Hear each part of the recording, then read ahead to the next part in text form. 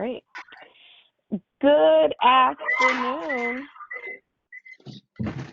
and welcome to Higher Heights. Everybody, if folks can put themselves on mute for the presenters. Thanks. Hey, good afternoon. I'm Glenda Carr, co-founder of Higher Heights for America, and welcome to #Black Women Lead webinar series boot campaign. We have campaign boot camp.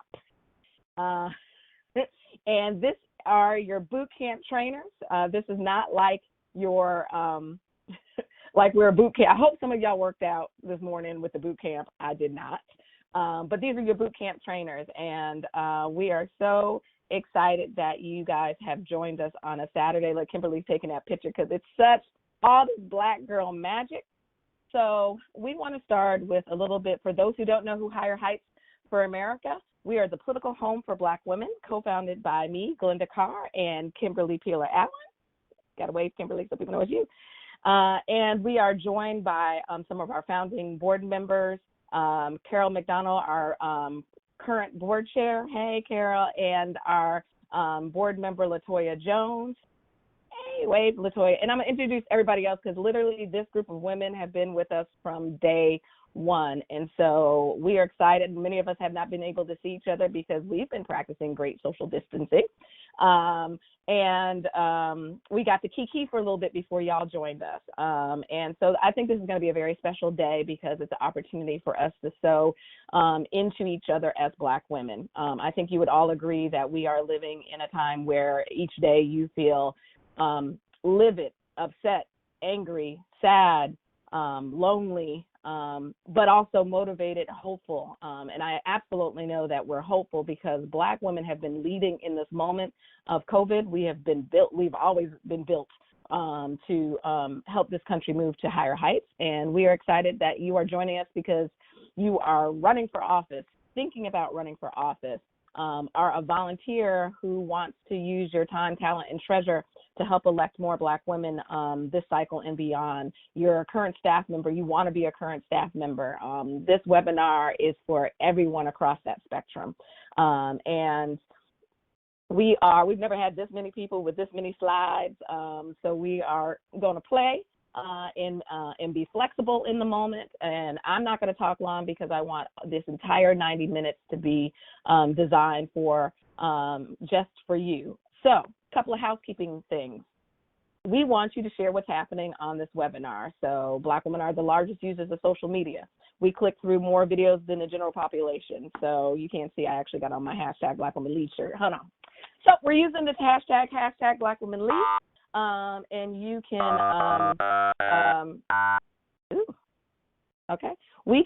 you can use at Higher Heights and follow us if you're not on Twitter, on Facebook, and so Facebook and IG. It's at Higher Heights and the number 4. And again, make sure you do #Black Women Lead. And when all of the trainers speak, they're going to give you their handle so that you can follow them.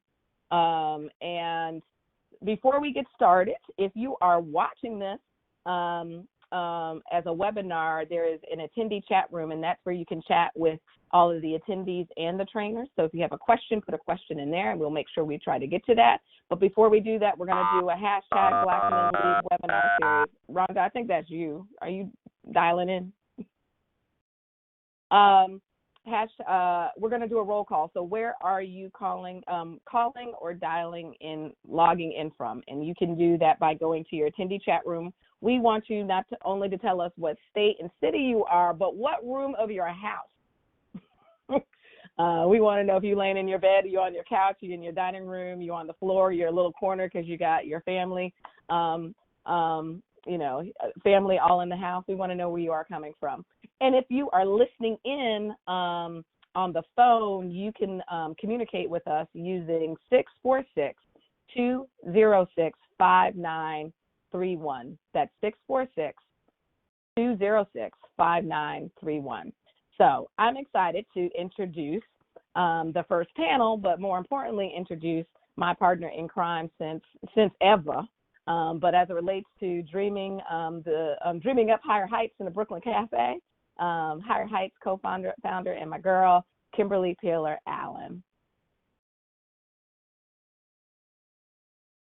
everybody. Thank you, Glenda.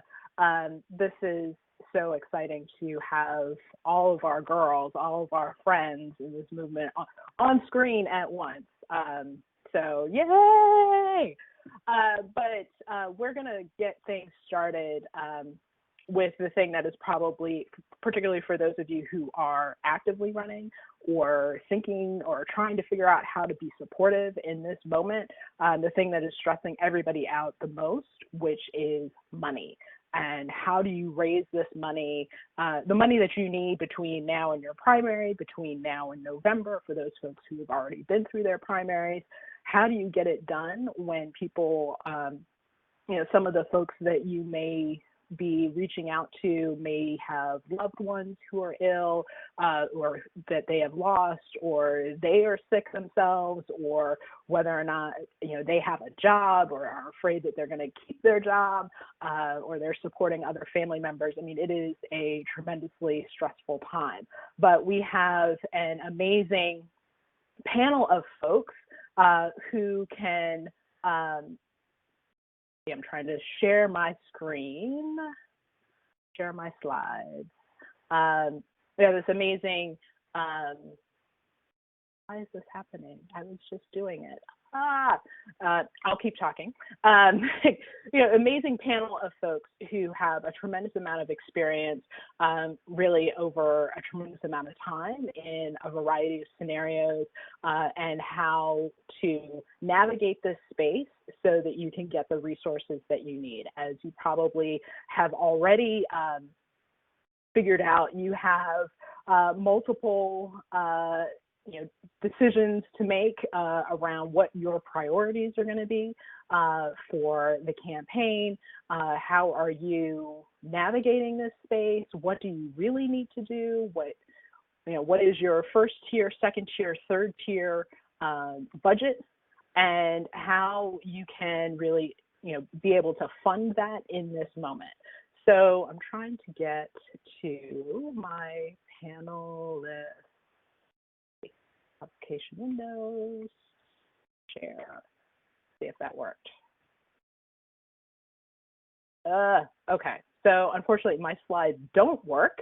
Again, the technology challenges as we are in this time, but so I am here, co-founder of Higher Heights. In addition to being the co-founder of the organization, I got my start as a political fundraiser. I have raised money post 9/11, during the economic slowdown in 2008, during Hurricane Sandy here in New York in 2012, and really understand and have lived through this similar situations. Nothing is like this, but have, am here as a resource. We'll also be joined by my girl Muthoni Wambu-Krall, who is currently the organizing director of the DNC. Most recently, Muthoni served as Vice President of National Outreach and Training at Emily's List. She previously served as the organization's Senior Director for State Engagement and Development. We also have Rhonda Fox, who Glenda and I met many, many, many moons ago when she was finance assistant for New York Senator Kirsten Gillibrand. She then went on to be the finance director for Eddie Bernice Johnson of Texas, Susan Bonamucci of Oregon, and Yvette Clark of New York. And she then moved on to be the campaign manager in 2014 for Red to Blue candidate Aaron Bilbray, and then moved from there to being chief of staff for Congresswoman Alma Adams in New York.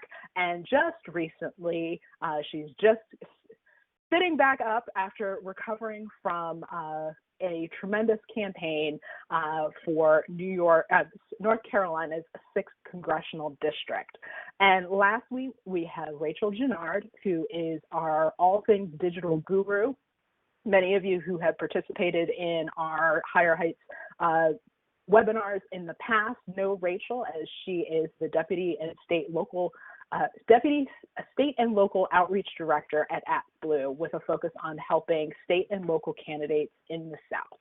So this is our cadre of trainers today, and we are so excited to have them. So I want to just start with the messaging for this moment, because I think that is where a lot of folks are talking about, what I'm even talking about even relevant? How do I get people who are so concerned about, the primal issues of their health, the health of their family, their economic security, to think about an election and supporting my candidacy? And I think it goes back to your original reason for running for office in the first place. What is the change that you wanted to see in the world, and how has that change evolved in the time of COVID? How is it relevant to this current situation that we're in? Was your motivator to run for office because of making sure that everyone has adequate health care?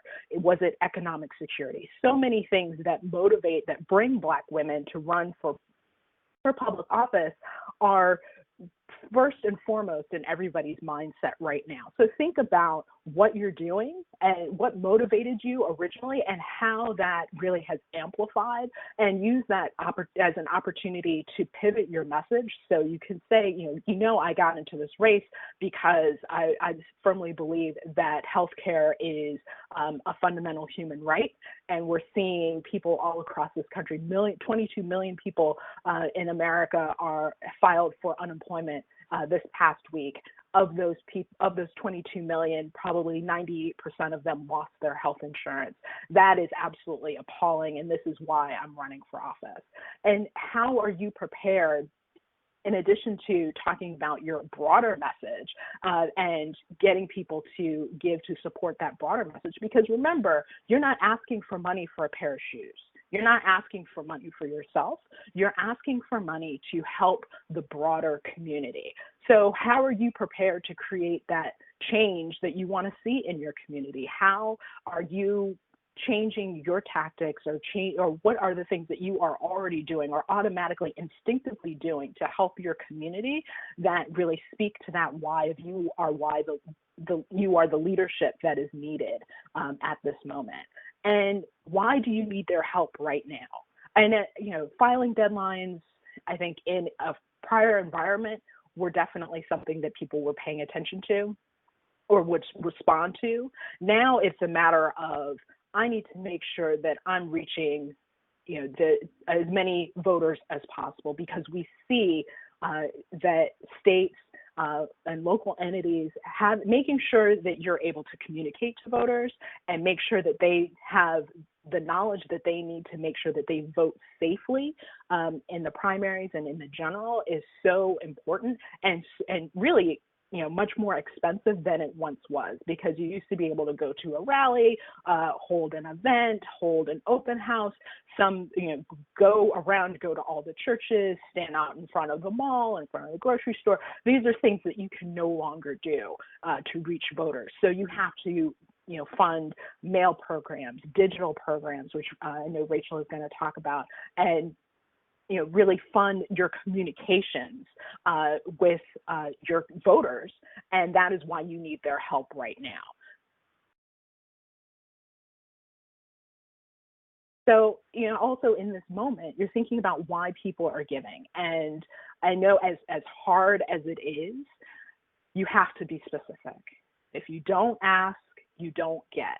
And that goes whether we are all healthy and safe or in this moment, because your needs are just as pressing for this campaign and for the future of your community as anything else.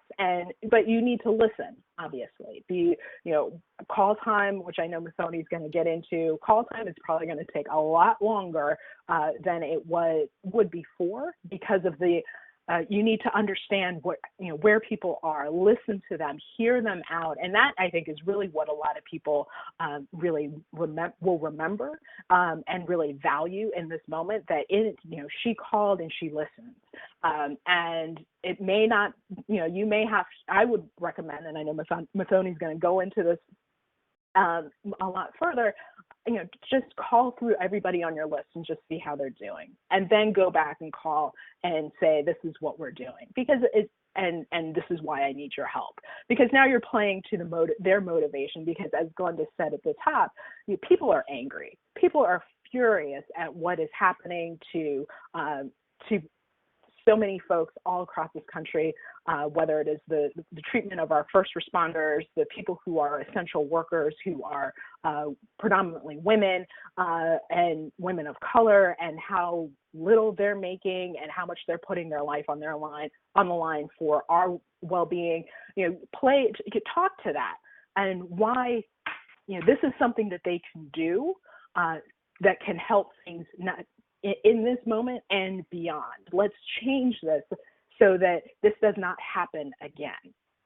So that's kind of a quick overview of how you can start to pivot your messaging so that it is more relevant and successful in this moment. And I'm now, talking. Now that you have your message down, I'm going to turn it over to Muthoni to talk through, how do you even start putting together a call list, and who are you talking to in this moment? Muthoni? All right. Well, thank you, Kim. And hello to my other sisters on this panel. And hello to everybody out there. My name is Muthoni Wambu-Kral. I'm the National Political and Organizing Director at the DNC, and got my start, though, in fundraising because I realized that the reason that so many of the voices that I care about were not around decision-making tables is because something very critical had happened in terms of the resources that were needed in order to win campaigns. And that a lot of us had an education gap. Our women, our people of color, we had a political education gap when it came to fundraising. And that was the thing that we needed to address. And so I'm always pretty passionate about this topic. And one of the most important pieces to your fundraising operation, whether you are a candidate, whether you are a staffer who is listening, or whether you are a volunteer, a critical volunteer right now who can really help our Black women to indeed lead in this moment by helping them to dip into your own networks and helping to bring some of these much needed resources. I'm just going to talk through some of the things that I think will be important for you to keep in mind. One, research has always been critical. And I think now more than ever, for those of you, if you've been in your race for a little while and you've already got some folks that have donated, you need to go back and evaluate your donors. Send some thank you notes and some thinking of you notes. You don't right now want to sort of circle back to folks before having made sure that you've kind of done a check-in. This is just a really personal time right now. And we know that money is personal to folks anyway. When it gets tighter, the tighter it gets, the more personal it is. And the good news is that it means, though, that people are also still willing to make critical investments in their safety. And that is what politics are right now. We wake up every day to the realities of politics. It is so much in people's face that there is sort of this odd opportunity right now where people are listening differently about politics, engaging differently, and where, though, as Kim pointed out, a lot of these calls, though, will have to be a little bit different. They will have to feel different, and Rhonda will be able to testify firsthand, I think, as a candidate who just ran. But knowing that it means that really doing the research will be very helpful. Having call sheets in front of you or some sort of fleshed out notes will be important. And that is thinking about the state of the businesses in your community, thinking through your own personal circle and where folks may be at this juncture, and really making sure that you have all of those thoughts written down and guiding you as you go through your call time. Setting up and keeping the call time now more than ever is going to be important. I'm just going to be blunt. Things could get worse. And so delaying doing fundraising right now is a very, very bad, a very bad choice around what it could then cost your campaign. I think that we need to, right now, we still have lots and lots of people who still have levels of stability. They just do.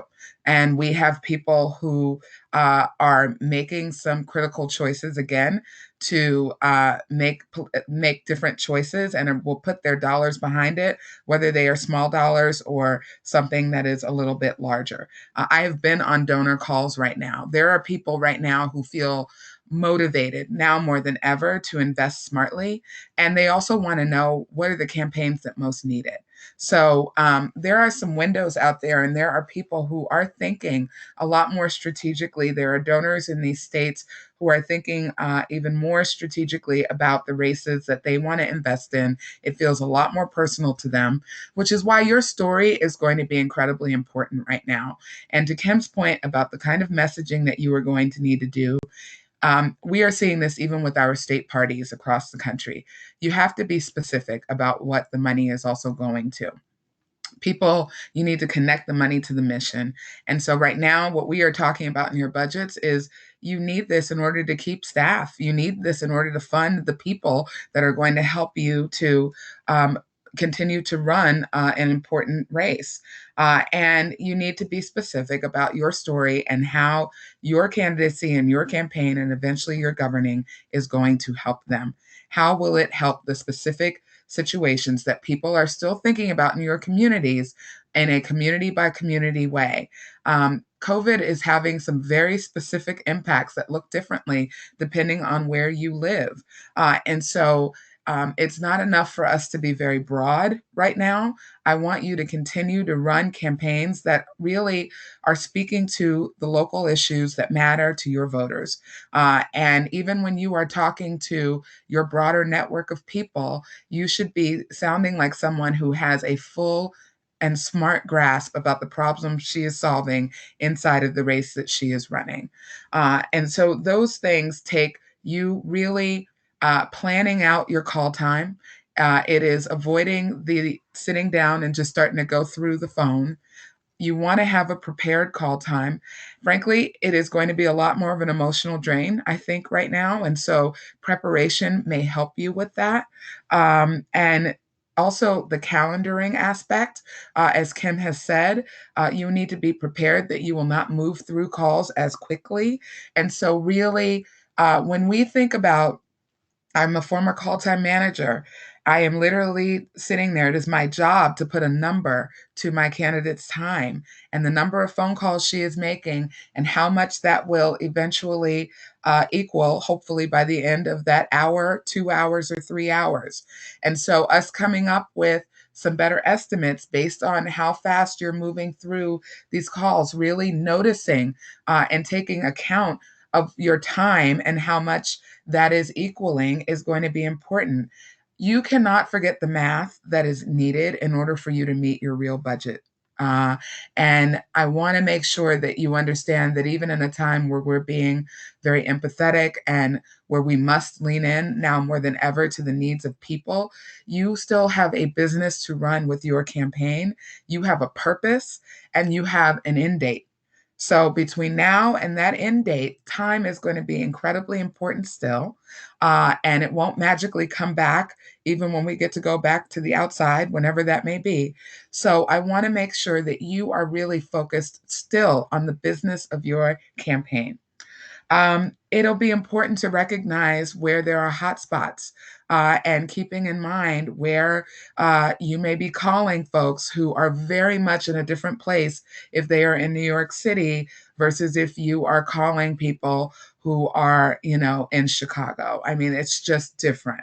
So, keeping those things in mind and localizing it still will be very important.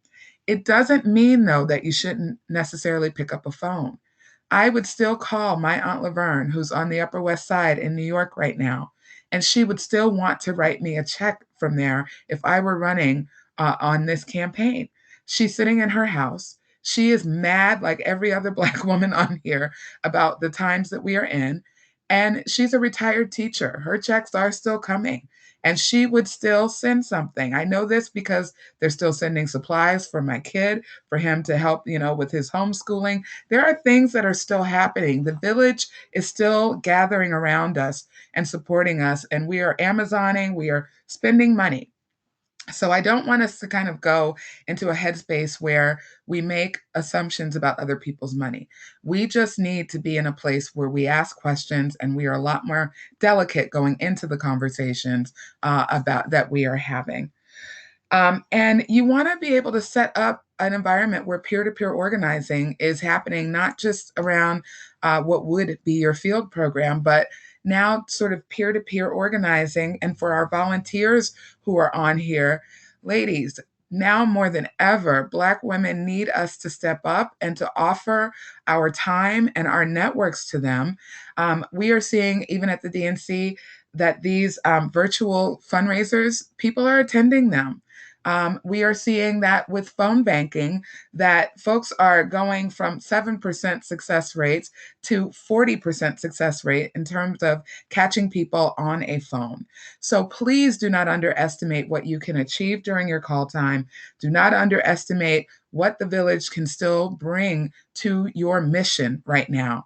We all feel on purpose now more than ever. And so recognizing those emotions are just as strong. And then knowing, I'm not going to lie to you, there will be people who say no. That's normal. There will be people who feel offended that you've called and asked for money. That's normal.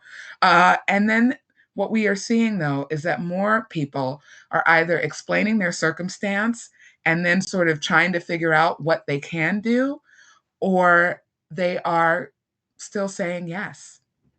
So, with that, I hand this back over.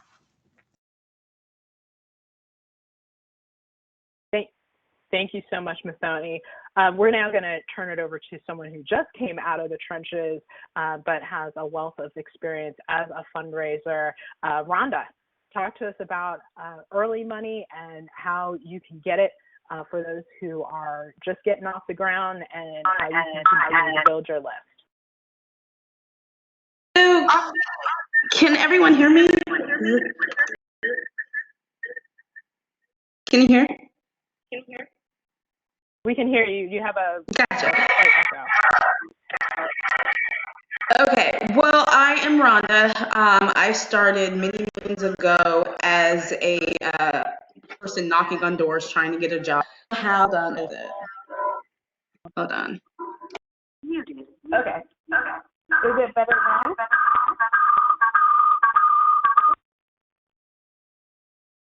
Can you go? Do you have headphones? Hold on, guys. Why don't you go and then I'll try to work on this. And I apologize. Great. All right.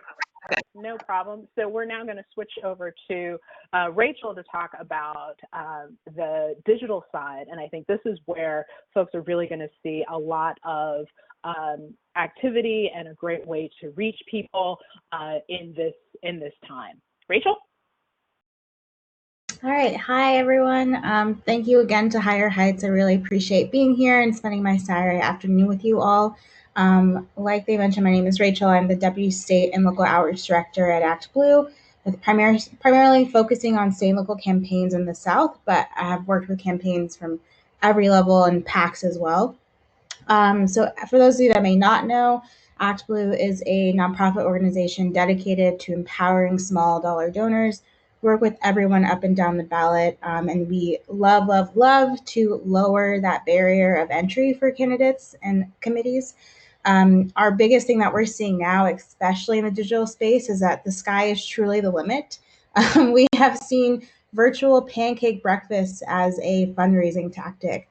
We have seen virtual trivia. We have seen candidates who are incumbents who are just gathering information and giving it out to their constituents. And for those who are running for the first time ever, or who are just challengers, are still gathering information and still giving that to their potential constituents, acting as if you're already in the seat. With the digital space, especially, we know obviously the COVID has changed so many things, but making a small dollar contribution has always been about activism. It's more than just money, it's contributing to something bigger than you. And now, with both the presidential election and the pandemic, people still want to be part of something bigger than themselves more than ever. Act Blue ourselves, we've worked to make sure that any organization or campaign that needs to move their organizing work online has the support to make that transition with new digital fundraising webinars and other resources, like partnering with groups like Higher Heights or other folks in the nonprofit space, just to give those resources as well. We definitely don't think this is a time now. I think, as Muthoni just alluded to, that this is still a great time to ask for money. And this is not the time for you to sit back and be like, oh, I don't know, like, fantastic, but don't take that agency away from the people that you're actually asking for money. It's up to them to decide if they want to give. And especially if we're talking about small dollar donors, $3 is still something someone can give if they do have their income. And it's still something to say that folks want to make sure that, folks want to make sure that they want to be part of a campaign. They want to be part of this really cool thing that you're doing. It's definitely not something you want to take away from them. Now more than ever, especially if you have, as Muthoni mentioned before, people that who have donated to you in the past that maybe are not now, definitely hit them up, ask them for some money, whether it's a recurring ask. That is super important now more than anything to build your base. Even again, if it's just $3 or $5 a month, giving them something to look forward to put into every month. And always, always, always tell them where the money is going. You still have staff, I'm sure, or you're wanting to bring more people onto your team, or maybe you're using other things like MailChimp, Zoom, things like that, that would help you to continue to run your campaign in a digital space. These are tools that are just helping your campaign run more effectively, and that's where the money is going, as well as getting you elected on the ballot in November or whenever your election may be, if it's a primary. Definitely don't take that agency away from folks at all.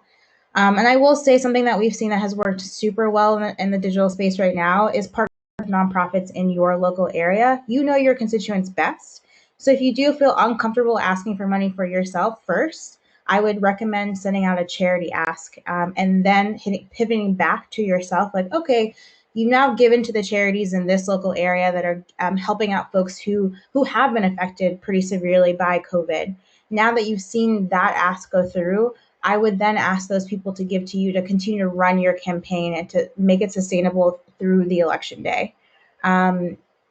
Yes, that for the most part. And the one last thing I would want to say here is that small dollar donors are definitely not going away. Just last year, we saw a historic year for grassroots participation.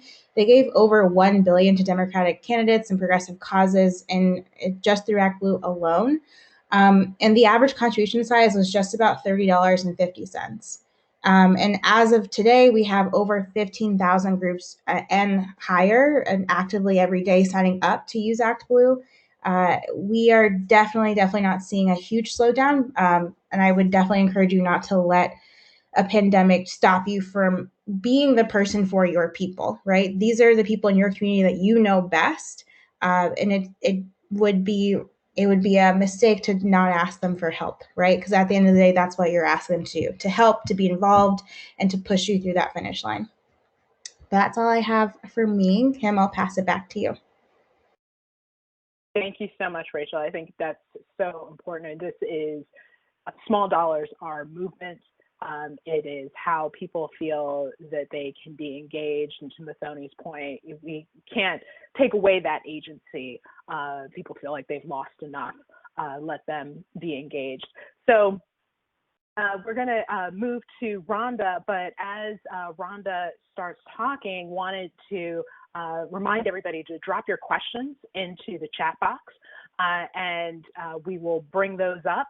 And then we'll go into rapid fire Q&A so that we can move on to the next panel. So Rhonda, let's see if you don't have an echo. Okay, I hope it's better this time. I apologize for that. I am definitely just coming off of a campaign, so things are still trying to get itself together. But I'm going to start off just giving you a little bit more about my background. And I'm going to do that because it's going to lend into the importance of relationships and how really do start fundraising. So, for example, I'm a military kid. I've got a brother, my mother, my father. Also, I've got 18 aunts and uncles on one side of my family.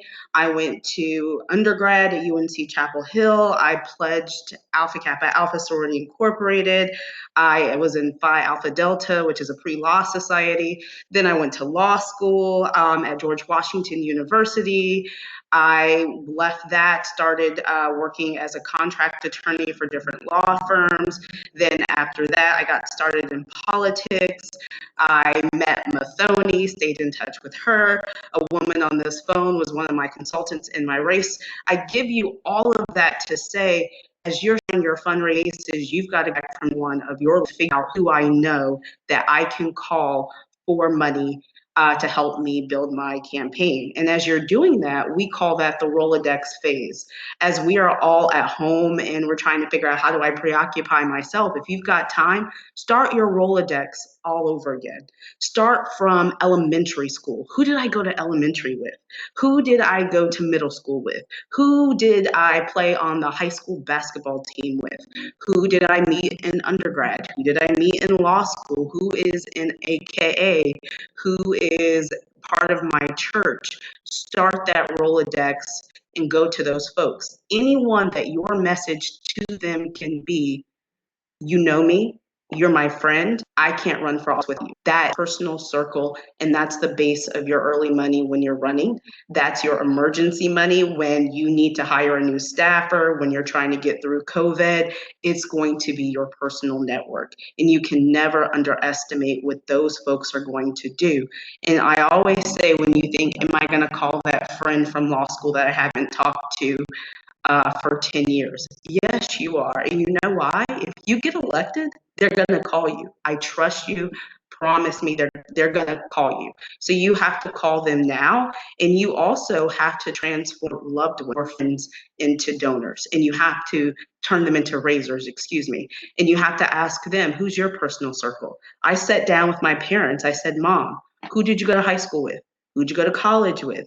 Who is part of your military circle? That's your personal circle. I need you to become a raiser and transform those folks into my donor base. And going through COVID is the perfect opportunity for you to do that. If you have a spouse, your spouse, assign a dollar amount to that spouse. I gave my brother, I said, brother, I'm $10,000 from your network, Rolodex yourself, figure out how do we get that $10,000 from your personal circle so that your personal circle becomes my personal circle. I cannot stress enough how much the personal relationships are so important and integral to fundraising. It's also one of the areas that we as women of color, as time candidates, really struggle with. And it has been a roadblock for a lot of us in terms of being successful, because it is that early money and it's that relationship money that a lot of entities use to decide if you're going to be a viable candidate. So really figuring out how do you maximize your relationships in your personal circle is critical and key. And Black women, we've got networks for churches than any other demographic. It is time to lean into those networks. And I will say, in this COVID era, America has managed to politicize our epidemic and pandemic response. And because we've done that, it is an opportune time for new leaders and new voices to really stand out. People want something new, and they see that a lot of the old ways weren't working. This is your time to really maximize that and to start with your personal circle and really make sure you've left nothing on the table. So as you go out, your donor work is easier for you. I think that's it. Awesome. Thank you so much, Rhonda. I think it's so true that we have this time to really, really think through who's in our network and really touch base with folks and see how supportive that they will be. So with that, I know there are probably a couple of questions that have come in, and we'll try and pick those up at the end, but I'm going to throw it back to Glenda to bring on the next panel. Thanks, ladies. Glenda, you're on mute. I wanted to make sure I was on mute. Thank you, ladies. I mean, that was a great one-on-one. It actually made me think through some stuff around fundraising for Higher Heights, because a lot of the stuff they talked about is not only just for candidates, but as Rachel mentioned, helping to fundraise for the organizations that we all are involved in and love and adore. So this next segment is a segment about reimagining our usual, we always say door to door wins the war. And so we are reimagining how we are connecting with voters during the time of social distancing. And so, by the way, also, I just have to I saw some thumbs up for Kim moderating the panel and making sure her son has everything he needs on Sunday. And that's what Black women do. We lead in our homes, our communities, and in our city halls, state houses, and in Congress. So thank you, Mathoni. Thank you, Rachel. Thank you, Rhonda. And thank you, Kimberly. And I think some of them are going to hang on to the end for a big roundup at the end of the boot camp. That being said, we are bringing on, they should be starting to put on their cameras and turning on their mics, the field team.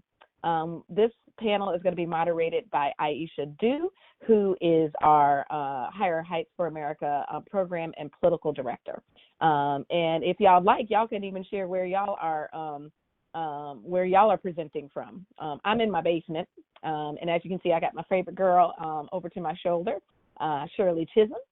And so thank you, ladies, for taking this afternoon to talk about reimagining how we're doing voter contact. And I'm going to turn it over to Aisha. All right. Can you hear me? Yes. Okay, great. So I think my camera may be interrupted here and there, but at least my sound will stay solid. So first up, we will have me. I'm Aisha Dew, the political director. And then we will have Atima Omari, who has had all kinds of experience, including I think when she was president of YDA, she worked for Vote for Choice. She's president of Omari Strategies Group. And so she has had 15 years of experience in the field doing all kinds of work. It's going to help us today to reimagine our plans. Oh, great. All right. The slide came up. Wonderful. I wasn't sure if technology would work today. You're like winging it. And as many people on this call, you can catch her on, I don't know, MSNBC, CNN, all those things all the time. Then we have Ashanti Bowler, who is the current president of Emerge. She was also their national political director, and she is just absolutely wonderfully phenomenal, and you can catch her also in your latest media. She's been helping women to get elected now for quite some time. Absolutely stellar to have her here on the call, and then or on this webinar. And then we have Latoya Jones, who is also one of our board members and is the Vice President of Politics, Advocacy, and Labor at Hustle. So she will be talking to us about what we can do as far as text messaging is concerned. It's a valuable tool, and she'll give us an overview of what that looks like. So I'll just be very brief with where we are right now. And that is that, and I've said this to a lot of people, we've gone from candidate campaigns to caring campaigns. Just as they alluded to and call time or talk directly about, you need to talk about what is going on with everyone. You need to check in. It's a little different than it was before.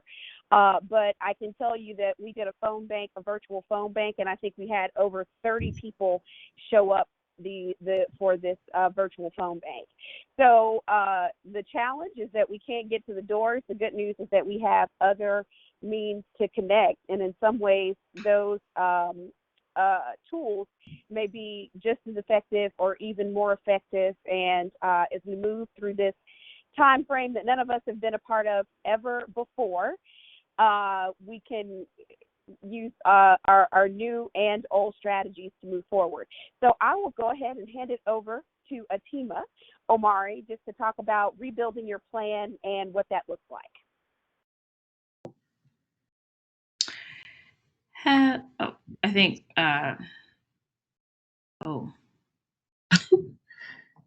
Aisha?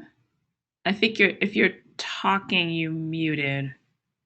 I think there's a bit of delay. So Okay. Yeah. Okay. I had a slide. I don't know if it's popping up, but I will. It's up now. Oh, okay, perfect. All right. So, sorry, technology. Move this thing off my screen. All right, perfect. All right, so hi everyone. So in some of my experience prior, I've been a field director on a congressional campaign, GOTV Canvas director, volunteer director, campaign manager. So normally this segment on what you do in the field would talk a lot about doors and then combine a couple of the other things, but doors being the most important thing, followed by phones. COVID has obviously changed the dynamics of what we're looking at for quite some time, definitely for the rest of the summer, probably into early fall. So what does that look like when you can't really knock people's doors in a socially distant type of way? That means looking at some really great, and luckily we live in a time where we can actually really use a lot of digital things to our advantage. The first is paid digital ads and really amping up and building your Facebook and Instagram presence. About 70% of America are on Facebook of a variety of ages. I would say it drops off definitely when you start getting to the 25 and younger set. A lot of them are on TikTok and Snapchat now. So worth investigating. There's some new data about what you can do with buying ads and engaging with younger voters there. But in the meantime, definitely buying paid digital ads, promoting your candidacy within your universe of voters, doing some of those matches and getting them back into your voter file, and going back and forth and just continuing to grow your Facebook presence and page and your message.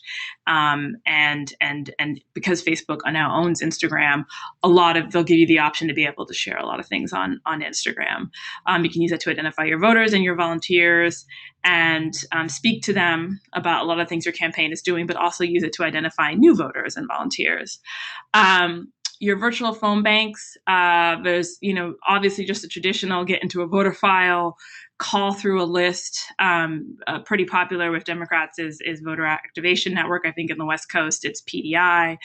So there's a couple of different options you can use for voter file work and just actually being able to actually just call people on your phones. But if you want to be efficient about how you call people, Van has basically what they call predictive dialer, which allows you to call through with actually would be basically connecting every single time. They cut through the universe, so you're getting through, they don't pick up until you actually have a live person on the other side of the line. So they can help you get through your universe a lot faster.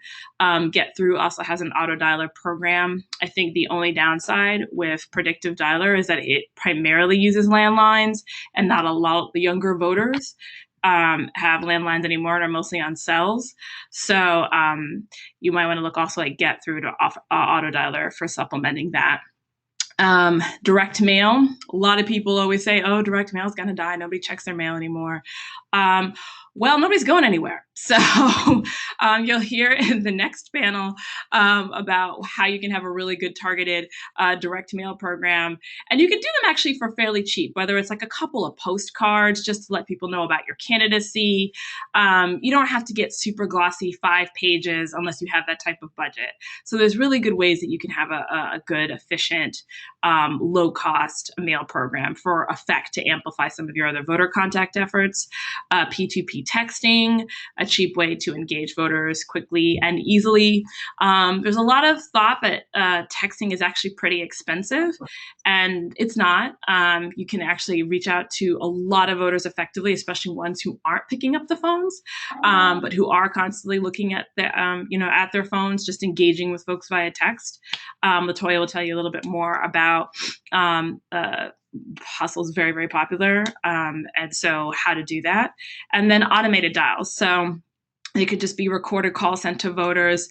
Highly recommend as a reminder for voters, on election day, when election day is coming up, with all of these deadlines moving now to either submit your absentee application, your early, get in your early vote, actually to vote, all of these things shifting, like these are going to be probably actually critical reminders. I used it in a race where we had a election day that was sort of randomly set in the middle of the holidays based off special election trigger deadline. And so we literally, like a bunch of voters who came to the polls, it was a firehouse primary, so we had to put it together in a school very quickly. A lot of folks said like that auto dialer, that automated dial reminding them to go and vote, and where they could go vote and how they could go vote was really, really helpful for them. And also for key endorsements. If you have somebody who's endorsed you, who's big in your area, and you just want to have them record just endorsement for you, those can be great. Not to be overused. I think the person-to-person contact, either through texting, virtual phone banks, are the best, and then follow that by direct mail, automated dials, and really growing your presence online through paid digital ads. Could talk about some of the other things like town halls and debates and forums, but I know Ashanti will probably talk a little bit more about that from some of the stuff they've been talking about at Emerge. So yeah, this is really a good and key time to really think about how digital organizing can really help you reach your voters. People are home. People are really, really engaging. I know there's some concerns about, well, it's COVID. What do we do? If people don't want to be contacted. But like we said on the previous panel, even if there's a question about that, kind of really sort of a tactic I heard from one candidate who had to, in the midst of sort of us going into stay at home in a lot of areas, was sort of saying like, well, we want to make sure that you know how to stay politically aware of what's happening and know your rights to vote and all of that. This is the messaging that they essentially used. That was fairly well received. Like, oh, there's a lot going on, but we want to make sure that you know about the process and how to participate in it if you have the capacity, how things have shifted, all of that. And that we're also making sure we're hearing your concerns with things that are changing now that we might now have to consider in a very changing world with COVID. So that's sort of a broad overview. And I think we'll have a Q&A section. So if anybody has any additional questions, I'm happy to answer those. And I thank you, Atima. I will throw out there that I see some questions in the chat about cost. So LaToya will be able to cover that for Hustle. And as far as mail and media are concerned, that they can help to cover that in the communication section.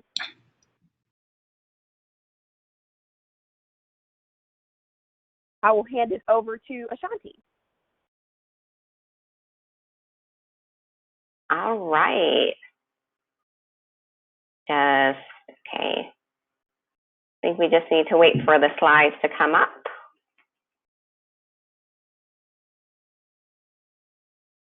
We'll give it a minute while we're waiting. Hey, everyone, I'm Ashanti, the president of Emerge, and I'm really excited to be the first Black woman to lead Emerge, the first Black woman in an executive role.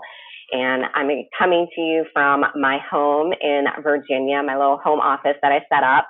And we've actually been doing a series called Campaigning Through Crisis. We really pivoted to help our alums and other women who are running during this time. So what I'm going to talk about is just some really easy things that you can do from your home to reach some voters. First, it was said once, but I'm going to say it again. We need you to run for office because your voice is more important now than ever. If you look at the news, when you see really key leaders at the state and local level, those are Black women. We know we got our Black women in Congress getting it done. So this is definitely not a time to shy away. But then also the disclaimer to make sure that you are following the advice from the CDC, the WHO, and state and local health departments. The first thing I want to talk about is virtual town halls. We are seeing these a lot, and these are things that you can do. It's not just for the big organizations or the members of Congress. You can do these on Instagram, you can do these on Twitter, you can do these on Facebook. They're free, they're fun, and they are personal. This really allows you to come from your home into other people's home and have a conversation. I heard in the chat, someone has said, okay, how do I shift my messaging during this time?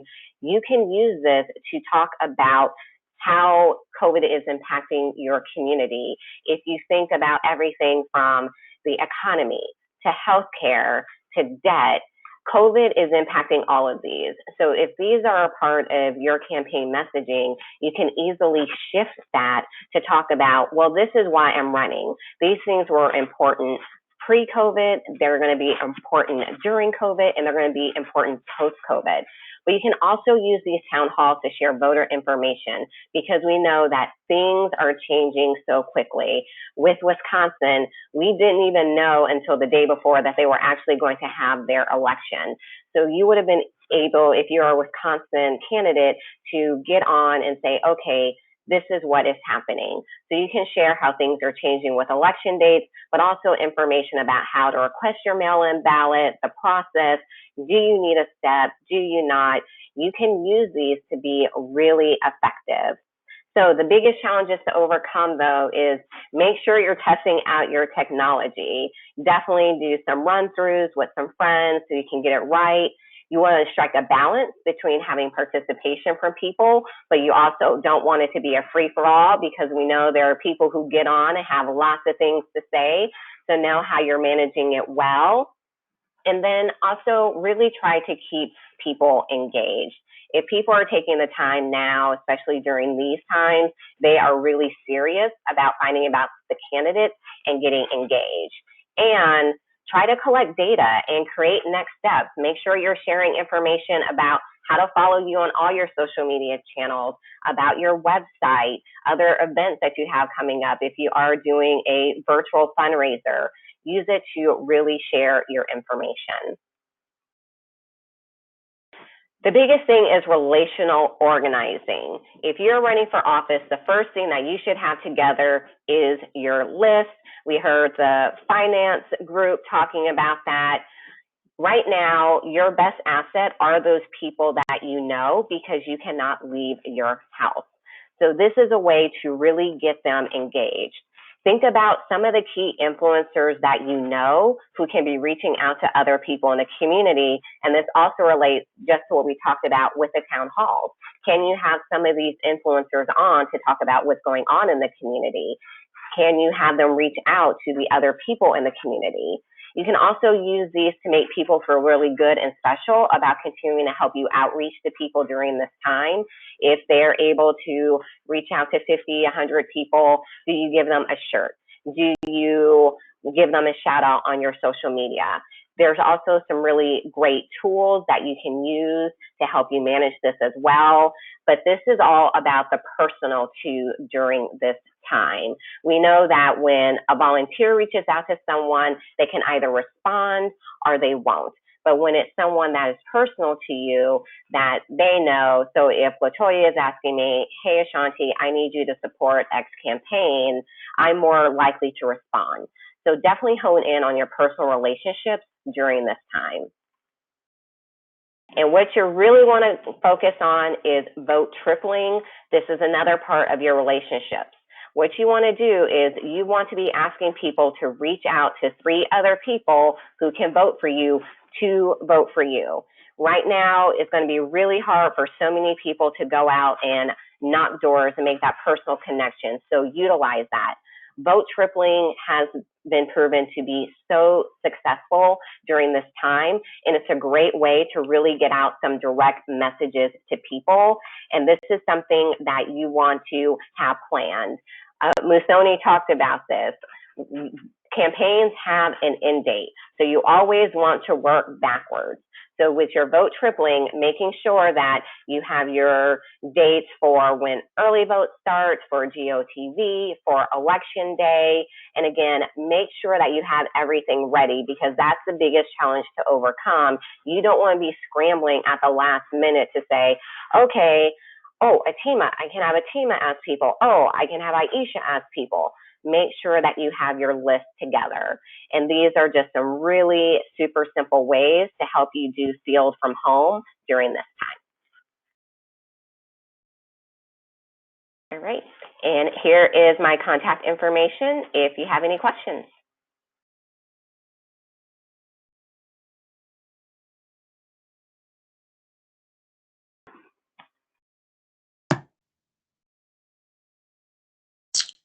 Issa, do you want me to just jump start in? Or? Oh, I'm so sorry. I was actually talking. So thank you so much, Ashanti. That was great. Everyone keeps talking about relationships during this time frame. It's really helpful.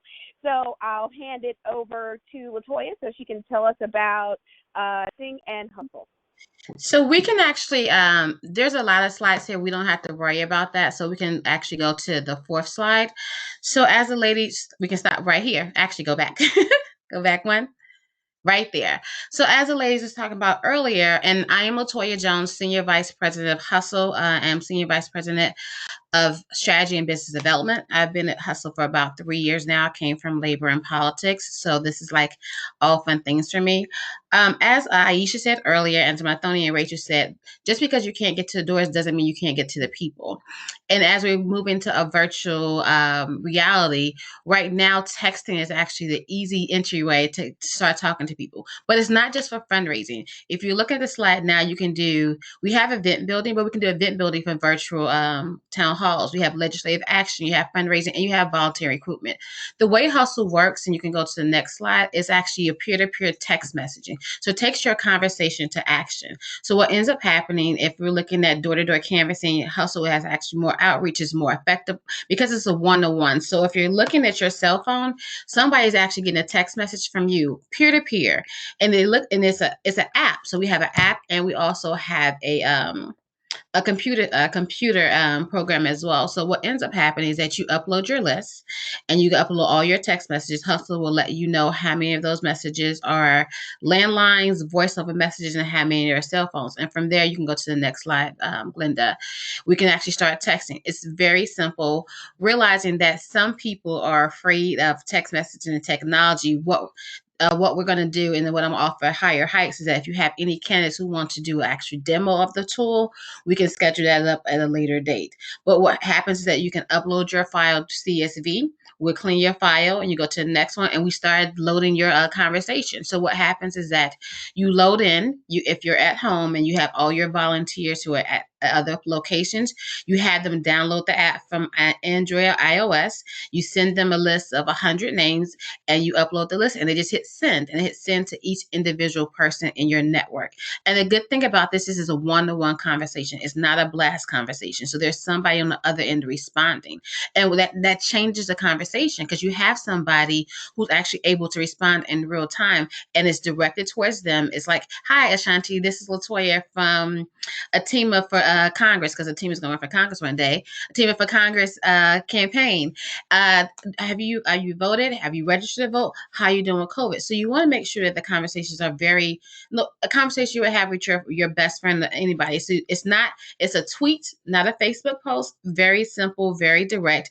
And more often than not, you will see a response. And the good thing about that, it changes how people are talking to you, how they're connecting with you. What's happening now is that in COVID, and even before COVID, we realized that text messaging was much more effective is much more effective than email, and it's actually much more effective than cold calling people, because it's a one-to-one personal conversation. Go to the next slide, please. So, and if you're looking here, and if we were going to do a virtual town hall, or we want to do your own webinar, you can actually use Hustle. It will tell you, on your back end, and this is actually something, we can get into demo, how many people actually sent, how many people responded. It tells you how many people actually opened and read. So oftentimes, if you look at your email, I have 18,000 unread emails.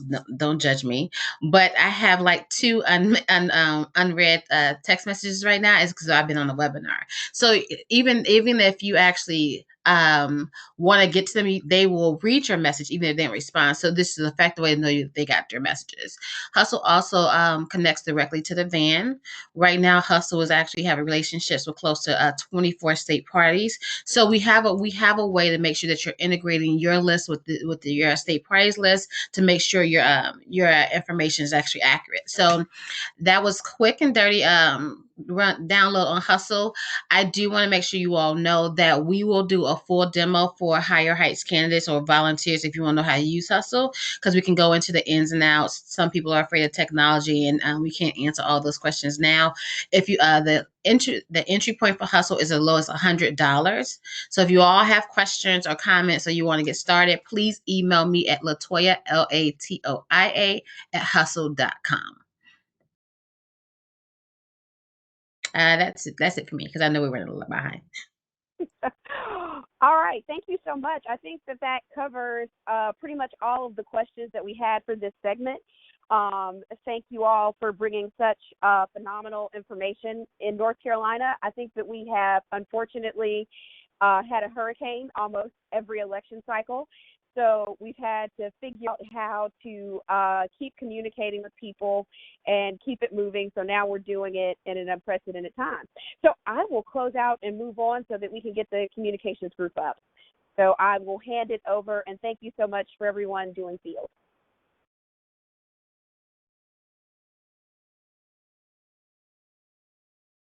Well, thank you so much, Atima, Ashanti, Latoya, and Aisha for that segment. So if y'all are not in this chat room, it is a Chatty Cathy chat room.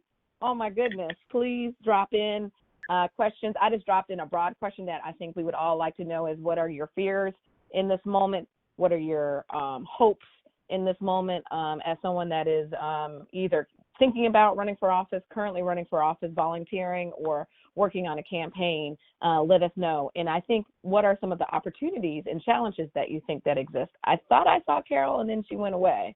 So she may need to turn on her camera. Oh, I think she's coming back. In the interim, I'm going to move over to a second slide, to Nadia. Hello. Looking great. You got great lighting, Nadia. You know, I'm trying. And she got the head wrap on, yes. So Nadia Garrett Because today is wash day. Today is wash day. That is why this is on. So my Amazon package just came with my supplies outside the door. So when this is over, we will go to a full wash day. Okay. Well, Nadia has served as the National African American Vote Director for Hillary Clinton. She's from Florida. Woo woo! Nadia did her first political internship her senior year, and she has kept it going and has been training not only Black women, but African Americans and candidates across this country, and is, I call it, she's a utility player. So she does field, she does comms, and she's going to talk a little bit about reimagining mail. This is a very important segment about many of our elections are going to be moving towards, there's a move towards mail-in ballots, and people are going to be asking for absentee ballots. So she's got I'm not going to talk about her segment. She can talk about it herself. And Carol McDonald, who also has all types of great, we're all talking, the big thing is, how does everybody's backdrop look? So Carol's got a great backdrop too. So Carol McDonald is one of the founding board members of Higher Heights for America, and we spent a lot of time visioning things on a Sunday over the last 7 years, and she's now the board chair of Higher Heights for America. She's a seasoned political operative and communications specialist, and wears 1,000 hats, including being the founder of Meridian Solutions, and Black women-led comms organization. She is the only Black woman that's doing major media buys in politics, and she's also a partner at 76 Words. So welcome, ladies. I think I'm going to let Carol go first to talk a little bit about messaging, and then that's a great segue into talking about mail. Yes, so I'm going to share my screen with you all because we are about to get visual. Nadia and I are your pictures people. I specialize in moving pictures, and Nadia does stills for her mail work. So give me 1 second, and let's see if we can get it up and running. Oh, can you see it? We're no, not yet. It worked oh, there we go. It's sharing. It's coming. It's coming. Loading. You can keep talking while it loads. While it's loading, so Glenda, thank you for the introduction. I think that one of the things that the perspective that Nadia and I offer is kind of from the paid operative side of the house, along with some of our other colleagues from before, and we are some of the onlys in our field, but really happy to bring our lens and perspective on how to communicate your campaign message and have an effective messaging strategy. Can you see it now? Try to share. No, try to share again. Try to share again. Okay. I might have done something. Just quiet as kept. I touched the button trying to be helpful. All right, let's see. Share.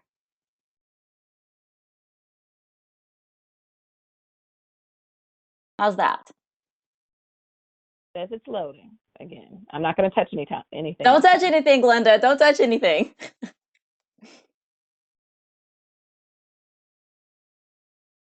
So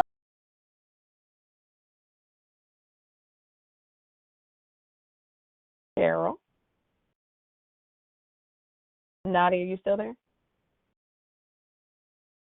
I'm still here. Okay. Is Carol? Oh, we lost Carol. Oh no! They kicked her out. So you can go ahead and we'll start. We had a run through people in the work. Yep. I was gonna say, Aisha, do we have my presentation? I did have some slides that pop up my presentation or not. We do. I got. Oh, well, hello there. One of the things, Glenda, that you mentioned was like what our fears are. And being a mail consultant, one of my main fears is mail not getting to people. We've had tons of conversations about what this election cycle looks like, and lots of conversations with regards to how people can actually start voting this year. I have several clients this year who've had their primaries moved not once, but twice. And their primaries have moved to an all vote by mail system. So a lot of this for me is making sure that our voters understand what the new voting laws and restrictions are pertaining to their election, which is a good segue to talk about how we think about what a mail program looks like in COVID. One of the things that we've done for a lot of our incumbents and for some of our challengers is making sure that we're putting information out to people about what's happening in their community with regards to COVID. People right now want information, and we've seen newspaper articles and stories about people not knowing who to call, not knowing where they can get information, not being sure what grocery stores are available, or just assistance. So what we've done for one of our state rep candidates in Florida was put together a newsletter that he sent out on his official side with regards to all the information that voters in his district need to know about COVID. This isn't just something that incumbents can do. This is something that anyone can do, whether you put together Instagram post or put together something on Twitter. But if you are sending something out in mail, as we've mentioned earlier, everyone is at home receiving their mail. I'm sure all of us by now know what time our mail person delivers the mail to us. So these are things that people are now keeping for an extended period of time because they are home, and there's tons of great resources and information that's here. One of the things that I want to talk about is ways that we can keep our volunteers engaged right now. As they talked about during the field section, no one is actually going out knocking on doors. And for those of you all who are running for office or who are in organizations, you all probably have volunteers that are itching for things to do. One of the things that we can actually do is think about postcards that they can actually send to your voters. I know Latoya mentioned the Hustle campaign. I know Atima talked about doing volunteer calls. One of the ways to go through and follow up with that is through postcards, whether it's a personalized note from your organization or if it's a pre-described note that's already written out here, such as the Wolf one. These are something that we can actually go through and follow up on so that you're staying in constant contact with your voters. On the back of the For Our Future card, you'll see there's a hashtag on the bottom, so you can make sure that you go through and add whatever information you want to, whether it's a social media information, it's information about your voting dates, polling place information, things of that nature that might be important to your voters this cycle. As we talked about what vote by mail looks like, these are two pieces that we did for Stacey Abrams' campaign that I think will be very important this election cycle. There are some states that are going to automatically send voters ballots this election cycle.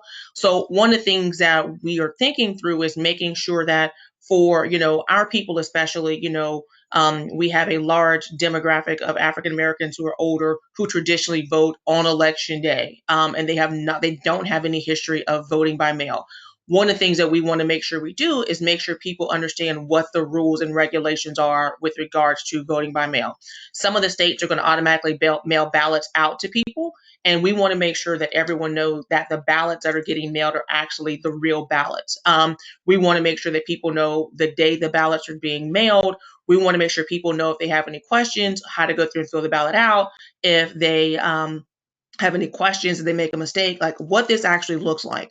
And I think these are great examples of indirect voter contact methods that you can actually go through and layer with your traditional field programs, whether it is picking up the phone and calling to make sure that all of the voters in your targeted universe have received their ballots, and making sure they know that you're sending out information with regards to how to go through and fill out your ballot, whether it is a phone call, whether it's a text message, and Carol will go through and talk about digital as well. We think about our mail programs as a piece of a multi-layered sandwich field operation, whether it's a phone call, a text message, a piece of mail, a digital ad, making sure that people see these items multiple times.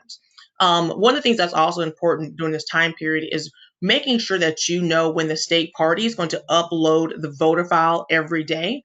Because if you vote by mail, then the registrar will go through and mark off when your ballots come back into their system. And then the state party's voter file will go through and update the list every day. This is important as you all are thinking about what your win number looks like and thinking through how you get to 50+1 voters. If you can go through and track that all of your voters have received their ballots and have started turning their ballots back in.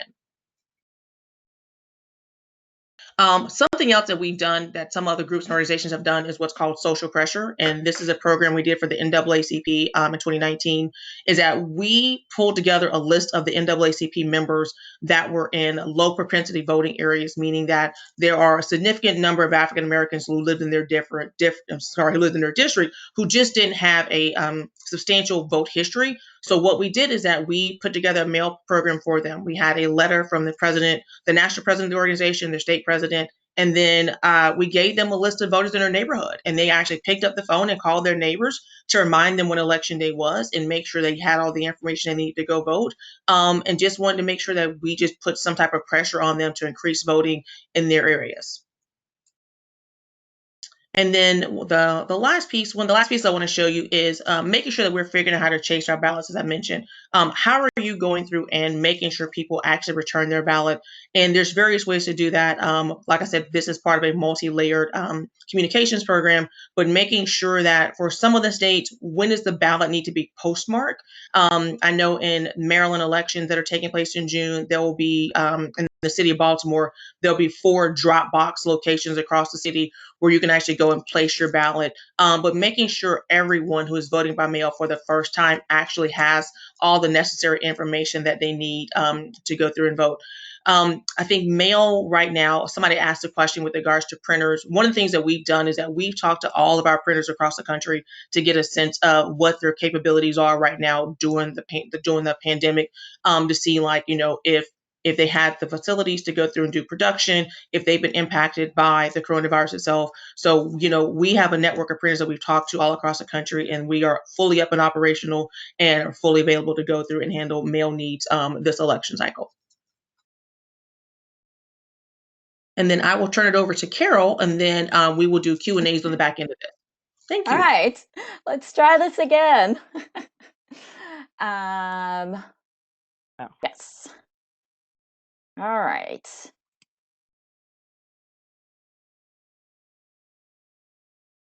Oh, yes. Can you see it now? Yes.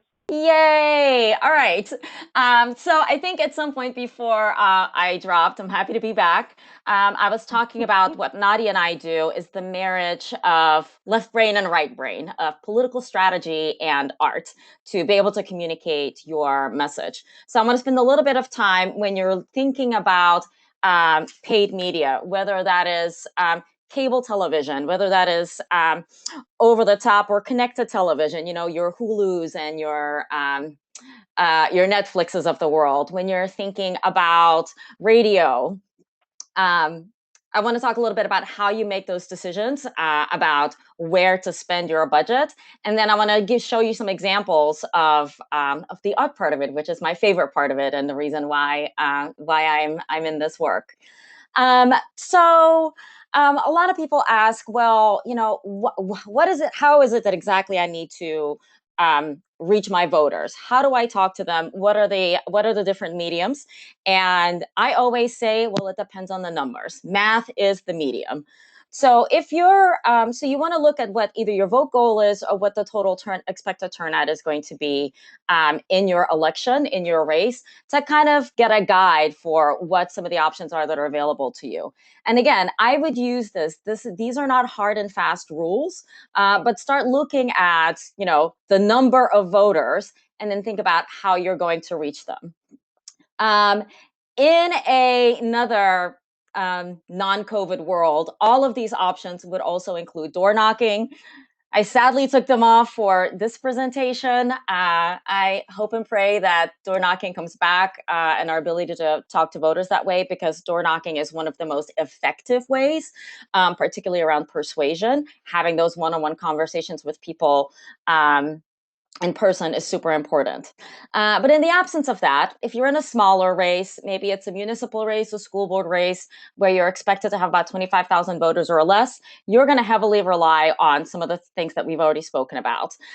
Phones, whether that's with volunteers or with a paid vendor, digital, and unfortunately, we do not have enough time in this presentation to really dig into digital, but digital is dynamic and there's so many possibilities on small budgets, on big budgets, on everything in between.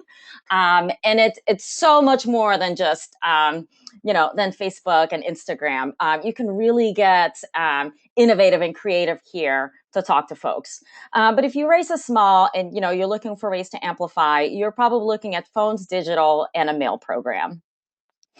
Once you get into like the 100,000 number, especially for turnout, for overall turnout, so that may be like a larger state senate race, or depending on where you are, if you're in a big county and you're like a county executive, places like that. Then you're going to look at, just the same phone, digital, and mails, but then you may start layering some targeted cable television. I will say that, paid media is oftentimes the most expensive line item in a campaign budget. So you want to be really measured and strategic with how you use that tool and spend those precious campaign dollars. So targeted cable can be effective at this level of a campaign, because in targeted cable television, you can really sort of tailor the audience that you're trying to direct your message towards. And one of the exciting things I think about in the age that we're in now, every cycle we get a little bit more sophisticated with what we can do with cable and what we consider traditional television. There's more data about viewers, what they're interested in, what their habits are, and so our ability to be able to direct this message specific to them becomes, each cycle gets more and more in depth and involved. Once you're sort of in the 200,000 voter range, like now we're probably talking more about like a congressional race, right? Again, you're going to do your targeted cable and connected television, but that's really when you start thinking about going on broadcast TV. That's when you're going to be on like the ABCs and the CBSs and whatnot. And again, that is the most expensive medium when it comes to voter contact. So you want to do it when it makes sense. And really here you're talking about, these are folks that there's just so many voters, you cannot reach them with mails. It becomes not cost effective to do it with phone. So you layer on a strategy that includes broadcast and radio. And then when you're looking at 300,000 voters or more, especially if that's your vote goal, these are your statewide races, right? This is governor, senate, and some of the other down ballot statewide races. You're doing everything, and you're really developing your budget as well as your strategy with a heavy concentration of broadcast television. Broadcast TV, again, is the even though it is expensive and it's a big chunk of your campaign budget, it still is the most cost-effective way to reach a large audience with your message. People will ask all the time, well, aren't people watching television less? Are they not able to skip over ads with all of the new ways that TV functions now in the way that it didn't 2, 5, 10, 15 years ago? And some of that is true. But particularly for Black voters, just as we over-index on digital, we still over-index on broadcast television, and it becomes one of the easiest ways to, again, send a broadcast message out, especially for folks that you're not going to be able to get with a direct voter contact program. So again, these are some general parameters that you may want to think about when you're trying to look at how to engage different media. I want to share an example of an ad that my firm 76 Words did for a Higher Heights endorsed candidate, Mayor Vi Lyles of Charlotte, North Carolina.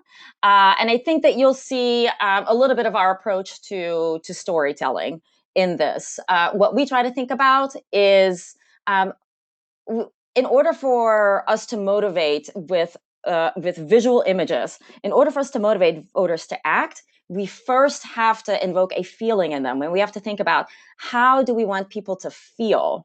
And our work is really trying to then elicit that emotion. So I'll share this with you, and I hope you like it.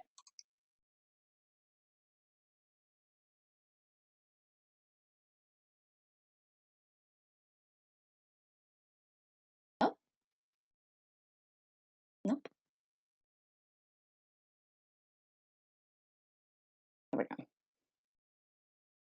Need sound.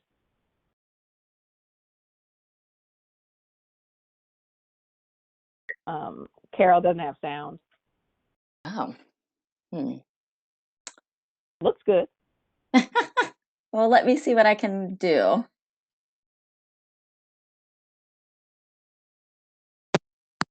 We are going to do something together. And I want you to know I'm sitting here because I love the city and I love the people of the city. I love each and every one of you. That's why I'm sitting here.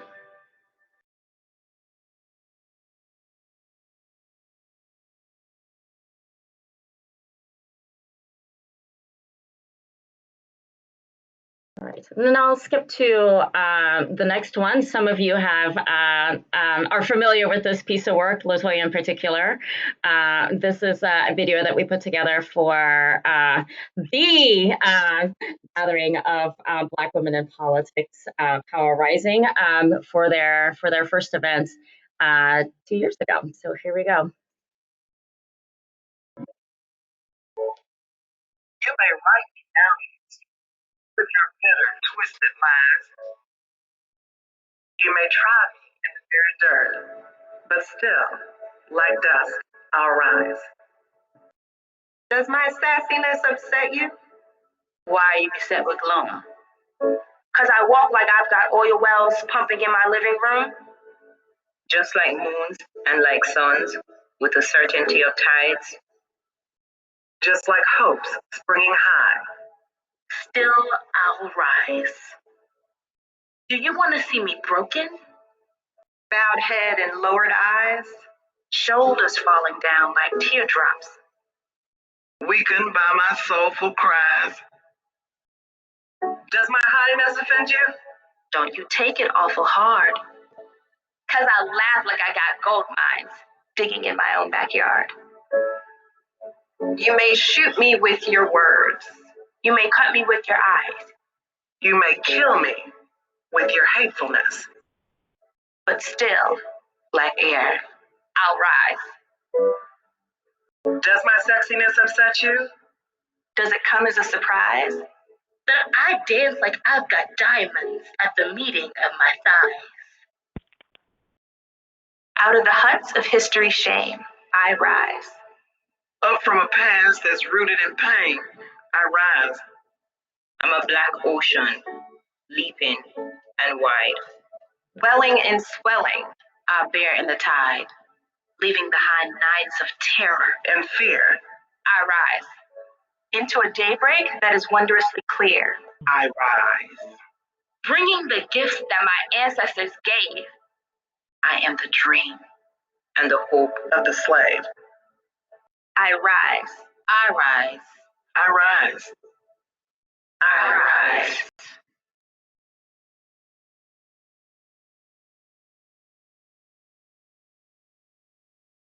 That's such a great ad, Carol. Thank you. We were very proud of that work. Look, I love. Do you see those little reactions with the little claps across the screen? Oh, look at that! Oh, look at all the love. People have found the reaction button clearly. So, I mean, I think that's a great way to. Okay, I was just go ahead, Carol. Did you have to round up? In a crowded environment where our options for communication are really limited, we have to get really creative about how we can again evoke those emotions in our voters, really motivate them to turn out in this what's going to be a very difficult year for all of us. So yeah, I'm happy to take any questions about how to do that for your candidates or for your races. So, Glenda, one thing I would like to say is, we started this out with a fundraising conversation. There's been a lot of questions about like how much this stuff costs, the number of pieces. I think it's very important to think about what your budget looks like and know that when Carol and I start doing these types of programs, we don't stop. So, like if the goal is to have enough money to do 4 ads, then that means you need to have enough cash flow in your bank account to be able to pay for these every week. The same thing with regards to mail, the whole 9 yards. Once we start sending mail pieces, our goal is not to stop. So we'll send one like every 3 to 4 days, whatever, depending on our mail plan and budget, but making sure that you all have enough money in your budget to go through and pay for these type of direct and indirect voter programs for the campaign. Right. Well, thank you. We're gonna we have one last, I call it like the closing session with our resident cheerleader, which is Jessica Bird, and then we're all gonna come back and do a rapid Q&A. So we're going over a little bit, but I see nobody's really dropping off, so hold on for a little bit, and we'll all close together. But let me go on, and just because I love this picture of her, we're gonna share her slide. But most people don't know. She doesn't need any, really. I need to take off my glasses. I know I need to have reading glasses, but not yet. So, Jessica Bird, look at that. She's got her shirt on. My best friend took that photo of me.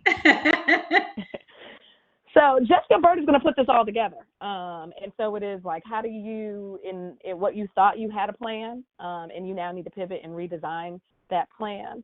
But the other thing that I think Jessica brings to this conversation is, how do you actually motivate your team?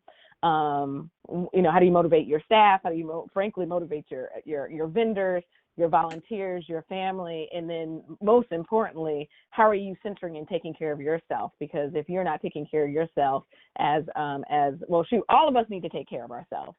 But we need to make sure that we're loving up on the Black women we want to help lead this country to higher heights. So Jessica Bird is the founder and chief doer of 3 Point Strategies, and is been doing electoral politics since she came to our first Higher Heights event around God's back, in a hotel room at the Congressional Black Caucus, and she has worked on in more than 43 states, and has been centering helping Black women and African Americans to lead in this moment. So Jessica, thank you so much for joining us and for closing us out. Awesome. Well, honestly, it is such an honor because I've learned so much. I just am so thankful to be in community with the women who have been on this call and with Higher Heights. And I'm just so thankful for all of the women who have gotten on and are in the chats. Like, this has just been such a motivating space for me as well. So I just want to say a few things about this. We've heard incredible pieces of information about fundraising, about innovating field and making sure you're still talking to voters. And what I want to say is that there's not only those tips, but a lot of newness happening right now. And you all should be going back to your plan. So if you've ever been in a training with me or talk to me, you know that I believe that written down, time-bound, goal-oriented, staff-centered plans are the only way that you can win. You can have as much strategy as you want and vision in your head, but if you don't have a plan that is road mapping your decisions and tracking your budget, then you can't use some of the tools that the women here have talked about, because every single thing needs to be accounted for and you need to know when and how. So a couple of things here. If you don't currently have a plan, you need to start making one. Whether you are currently in cycle running or you are planning to run, start a Google Doc. Mathoni was one of my first political bosses who taught me so much. And she would have said years ago that you get a box and you put as much in it that reminds you of how you're going to run your campaign as possible. Well, nowadays with the digital revolution, you need to create a folder on your desktop, in your Google folders, that you put every article, every law that you find out about, any shifting politics in your community, you need to add that there. So as you leave this afternoon's boot camp, a couple of things that I want you to do. I want you to go to the Google and I want you to use it to figure out if there are any laws that have changed considering running for office where you live. Not only is there a lot of good happening in changing electoral laws, but there's a lot of bullshit. So you're going to want to make sure you account for what some of that is. How are folks starting to play trickery? And are there ways that you actually have to do a little less because of this current moment? So I want you to do that. I also want you to take a moment and assemble your kitchen cabinet. Your kitchen cabinet are people who know you the best and people who know your community the best. If you don't currently have between 5 to 7 people who are a text message away from good advice, innovation, or connection to additional strategies, you need to make that right now. You also should use this time to reassess your kitchen cabinet. It's not to say that anyone gets demoted or fired, but it is to say, do you have the folks who can really think about governance and about the new strategies that you might need to employ? So put those folks together. I also want you to sit down with everyone and look at your plan bit by bit. How has every goal changed? How have the numbers changed? How has your budget changed? Is there someone on your team who has gotten sick? All of those things really matter. And you can't just fly by the seat of your pants. You can't say every morning that you wake up and you'll figure out something new because everyone's in their sweatpants and on video. No, you need a focused time to really move through this. A couple of other things I want to ask you to do right now. Number one is I want you to lead. I don't care if you're currently elected or not. People are looking for moral and courageous leadership. If you have found yourself feeling stuck on what it is you're supposed to be doing right now, your perfect campaign, you may have needed to grieve that, and that's fair. Many of you have been planning to run for office for many, many years, and now you are in a brand new reality. But guess what that reality is also providing you an invitation to do? To lead right now. You don't need a special title. You don't need to formally be elected yet. I want you to be a navigator, be a shepherd, be a person that has information about where folks can find food, where they can get unemployment benefits, where they can file for their small business loan. I want you to be a person that people look to. It's not just folks who have official titles that are being looked to as sources of information. And that same thing goes for your staff. Your staff are human beings. We all didn't just move inside. You know, I lead a small team of Black women. 3 of those Black women have been personally affected by COVID, whether they have had it or their partners or members of their families have had it. Take a step back, everyone. Have a staff meeting where you demand everyone gets on video no matter the fatigue. Ask folks how they are. How are their families? How is their health? I want you to reevaluate your healthcare that you're providing folks, whether you're in an elected position or an organization. Have you read all the bylines? Read through it, highlight things, send your staff a text to say, I found that there's actually this telemedicine that you have opportunity to do. Again, you don't have to be elected to be a leader. And what we need now more than ever is moral leadership. And then the last thing I'll say about that, though, is even though it's the right thing to do, it's also the most strategic thing to do. Find ways to lead that also let the voters know who you are, so that when it's time then for you to ask for their vote, they'll remember that you were there even when it was quiet, even when it was hard, that you were out on street corners trying to figure this out. I want you to think about voting. Even if your state hasn't changed its election, even if there aren't new rules yet, there could be. We're going to have a long and complicated summer around Voting Rights Act, around the Voting Rights Act and around the options for voters in states. All of us need to be tracking this and be navigators for voters. I don't care how much you know. The people right now who are in hour-and-a-half long lines at Walmart, they don't know.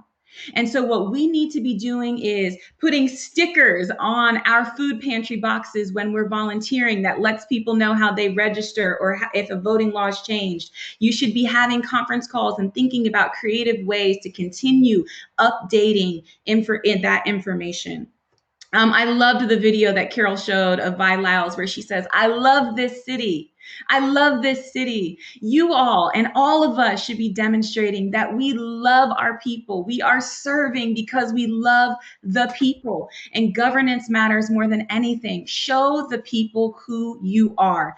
Wear your hair, have your baby sitting in your lap as you talk about what needs to be changed, and expose the immoral leadership that isn't just about party lines, but that isn't about the people. Now is the time that you can courageously talk about your opponent in a way that defines all of the ways that they're refusing to truly lead for people in this time. Right now, the bronze lining of this moment is that we are really seeing who people are.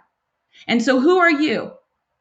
How do you intend to lead? How do you intend to show people your heart and show people who you are? And lastly, who your opponent is it and why they're not the leader for this time. And last thing I'll say before turning it over is if there's anyone on this webinar or someone in your life who has been toiling with the idea of running and you're feeling the governance gaps where you live, you should take that person on.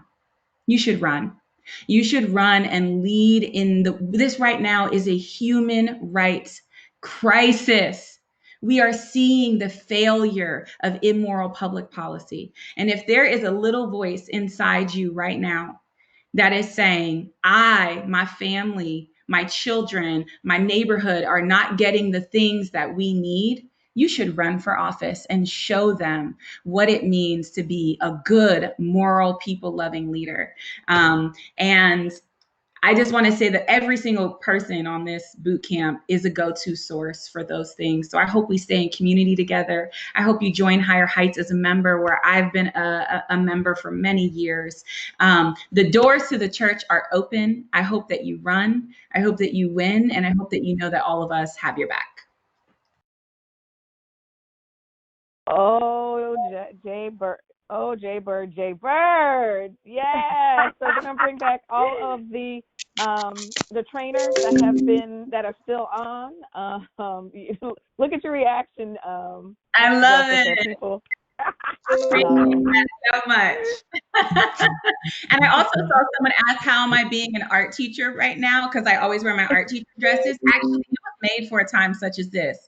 An art teacher dress doubles as a nightgown. So it's perfect. Well, thank you so much, Jessica, for closing us out. I knew we were going to go over a little bit just because it's too much Black Girl Magic for 90 minutes.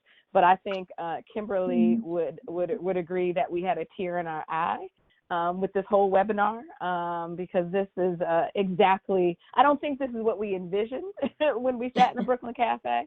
But Kamala Harris said last year that, did you know that you and your board members and your founding members and your members would build an organization for a time like this. Black women were built for this moment, and we are leading across this country. We are leading as mayors and as congressional members, as city council members, as women in their home just fighting for their families remotely. And so we appreciate you taking the time.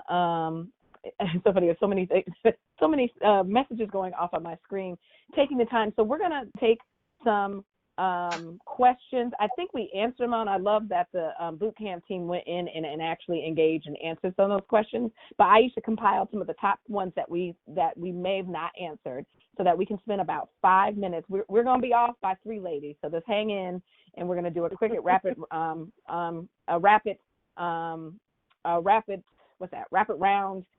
Q&A. So if you have any last minute questions, put them in the chart now. And in addition to that, I want to know, and when we all log out, we're going to ask each one of the trainers, tell us in the chat or text us at 646-206-5931. Why are you a Black woman who leads in this moment? Aisha, any questions? Oh, all right, yes. I think that one of the questions that I did not necessarily see an answer to that could use a little bit more of a conversation is about postcards. So would postcards be recommended as another round of contact, I guess really for your field program after trying to do calls and texts? So yes. Nadia, Carol? I would agree. I think you can. I think, you should think about what your voter contact schedule looks like. So if you're calling 1 week, are you sending a postcard follow up the next week? And then how are you layering that with potential digital outreach and then your potential text messaging campaign as well? So it's just thinking through different ways to layer your campaign contacts with your voter. So, I do a phone call 1 week, I do a postcard a couple days later, I follow up with a text the next day, and then I'd follow up with a digital layer following up after that. For those who are past their primary, is that still a good strategy to use right now, and when should they start? I think they should start depending upon their budget. I think a lot of the things we've talked about is budget driven, so, you can buy, you can get a stack of postcards and have your volunteers write notes and stuff on there. So, and we can put the election date and stuff on the back of that. But I feel like every time you contact a voter, you want to figure out a way to do a follow up, because as Carol showed in her volunteer math, we traditionally go through and think about this and how many times we're going to actually do a direct contact at the door, how many times we're going to do a contact with the phone, how many times you can do contact with the text. So allow the postcard to be the follow-up from the door that we wouldn't traditionally have. And Kimberly, the little one walking behind you is quite cute. It's amazing. So And cute. piggyback on what Nadia said. So you use the postcard to follow up on your phone call, and you can actually follow up with a text and, hey, I sent you a postcard last week. Did you get it? And you can do that via text message. So it is layering all your strategies together so it makes sense together. And I hope there was somebody who was asking a question about, I think it was answered. I tried to answer it, but it was kind of, with all the texting, kind of got split off. But for anybody who was saying, like, if you live in a state where you have to request the absentee ballot, so a couple of strategies for that. I live in a state where you have to request the absentee ballot. 1 week would call through lists of people who historically voted absentee ballots, so they know the process. 1, to remind them, especially if deadlines have moved, and that's going to happen a lot this year with COVID. And then 2, just making sure, like, that's a good postcard, is to, like, remind people, make sure you request by deadline, make sure you, and also the deadline to send stuff in as well. And I'll just also throw out there that you should work with anyone who's currently elected, or if you're elected, for strategies to see if you can make the ballots more accessible. I I think that is really key. Also, I saw an answer to this, but I think it's really important to talk about. What do you do with like Zoom boomers, bombers, Facebook, all of the people who come in and potentially mess up your online digital experience? Anyone? Oh. I'll take that real quick and then pass it on. I mean, I think that I think after this, we can send around some guidance around how you protect yourself from unwanted intruders and still create a space that is open for and accessible to people. And you also want to think about the kinds of activities that you're doing on a place like Facebook to minimize that. So we can do a whole session, I feel like, on both online security and the ways to keep your communication safe. But there are definitely some protocols out there. And I think we kind of touched on this, but someone asked, can there be too much mail? I mean, I don't want to get Nadia in trouble. I think one of the things we do is think about, like, we actually have a holistic plan that actually takes into consideration everything else you're doing, right? So, it's no need to go through and have 15 pieces of mail if you haven't thought about what your digital program looks like, what your volunteer, phone program looks like, what your text program looks like. So whenever we put together an operation, we take in consideration what a plan looks like and how much money you have, and then we reverse engineer it from election day backwards. So, and think through things in that way. But I mean, there are some campaigns that can do too much mail if it's not coordinated and targeted and focused. I know I've seen campaigns where people have put together 20 pieces of mail and each thing is totally different and does not have a core message theme around it. So just making sure that you stay focused on what's happening in your campaign. It's kind of like putting blinders on. So just because your opponent is sending out 15 pieces of mail, or your opponent's got 15 radio ads up, or your opponent's doing X, Y, and Z, doesn't matter. Let's go through and think about what Jessica said is make sure you have a plan on paper. If it's not on paper, it's not a plan, and run your plan. And if your plan requires that we need to do X amount of pieces, then we do that. We need to make sure that we stay focused and we have the money to go through and do it.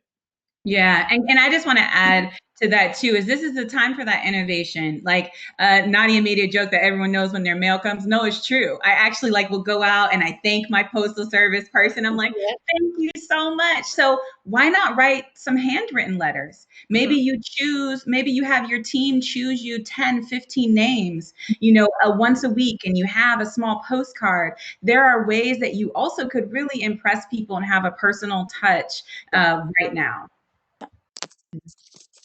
So I'll throw out one last question, which I think is the best question from all of the minds on this webinar, and that is, how do we think COVID will change the electoral landscape for the next 5 to 10 years for those who want to run? Big question. Anyone? Well, one thing is I just hope we never forget. I don't think we can ever, I know we've become so desensitized over the last 4 years, but it's really important. If y'all are not journaling right now, you should be. And remember how this made you feel and what it did to your family and the way it made your family feel. Because what I think that it'll do is make governance way more plain about what it actually is. And I think in terms of running for office, that we all have to be way more clear about what we're doing when we're targeting. We've allowed folks, not just in DC, but everywhere, really allow us to be in these specific buckets, Black people over here, women over here, and that we get lazy about our messages, where I think this moment has really asked us to be very specific about folks and what they're facing. And I do think that's going to call us into a lot more targeting and intentional messaging. And I think it will definitely change the landscape of how we do politics. Like, I think, when we said, oh, it would be nice to have vote by mail, I think there will be democracy reforms that will be pushed, because they're like, no, really, we need vote by mail in all the states. We just passed finally no excuse absentee voting early vote for 45 days in my state. And that is because we had like an on the ground, like, let's throw these bums out thing happen last fall. And I think a lot of states, you're going to see a lot of that happen. Look what happened in Wisconsin, even with all of the deck kind of stacked against a lot of voters in our communities. I think taking advantage of this as people representing our communities, talking about the fact that we're going to get hit the hardest or among the hardest by this disease, and really talking about the disparities, really talking about what we need to do as government, small businesses that are failing. Black women are starting small business the fastest, and the SBA program funding ran the heck out because they're helping out steakhouses and airlines and not our small businesses. So I think this is really an opportunity for you as candidates to shine, to really highlight those who've been left behind. And COVID has really exposed how left behind some of us have been. We can be voices not only for the Black community, but for a lot of communities. So use this opportunity to really highlight that, I think, and also to push for the democracy reforms that our communities deserve. And this is Ashanti. What I'll add on to that is I do think a lot of the innovation that we've seen with people having to move things online, a lot of that will be here to stay. And I do want to recommend that everyone continues to do that, because we are now making politics accessible to a lot of people who thought it was never accessible to them, that they always had to go to the happy hour that starts at 6 o'clock, but they're at work, or that they have to be the big donor to be heard by their candidate. Continue to let people know that this is a way for them to engage with you. And I do think that's one of the best things that is going to come out of this time, is for people to truly feel seen and heard, not only by candidates, but their current elected officials. And I hope what you're noticing is a theme of not just hopefulness, but a real opportunity for big structural change for the better. I think that we're beginning to realize that the normal that we were operating in, we're really seeing how messed up it is and how it does not center our humanity in our lives. And I think that once people get over the shock, I think we're still in sort of the shock phase of this. But as people continue to struggle, people are going to get really angry. And they're going to demand that we have a better system that serves us. So that is also, I think, the hope that I carry. And I think you'll see it. I think you'll see it very immediately in 2020. And I think you'll see it for cycles to come. Let's not ever go back. Let's not ever go back to the old way. So thank you. Did anyone else want to respond to that? No.